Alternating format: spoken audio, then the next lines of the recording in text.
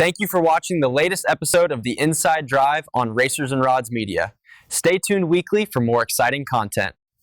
In 1968, when the Z24 option was combined with an Impala Supersport, the buyer got an SS427. Only 1,778 of these cars were built, and only about 10% were convertibles. So yes, this is a rare automobile.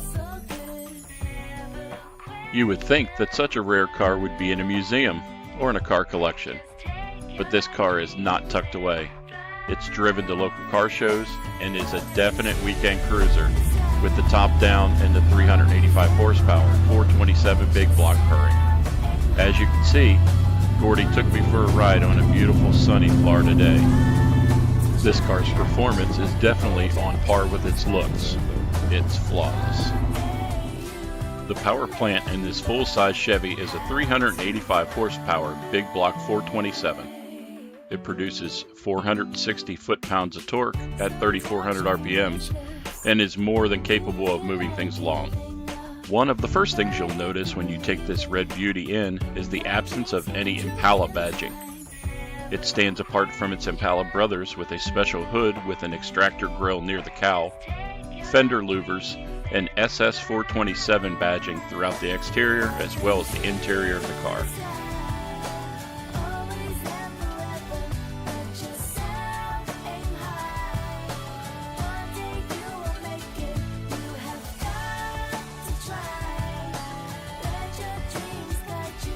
Chevrolet considered these cars family transportation, so there was no skimping on the interior. This car is equipped with code Z03, which meant you got the Strato bucket seats and a console option with floor shifter mated to a turbo 400 transmission.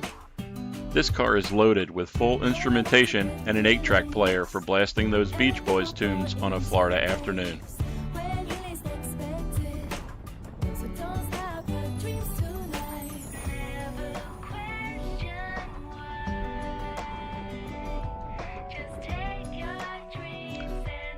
Finding this rare gem on eBay brought back a lot of memories for Gordy, as a friend owned one in 1973. Purchased it in Wisconsin, Gordy actually told me how he drove it to Florida.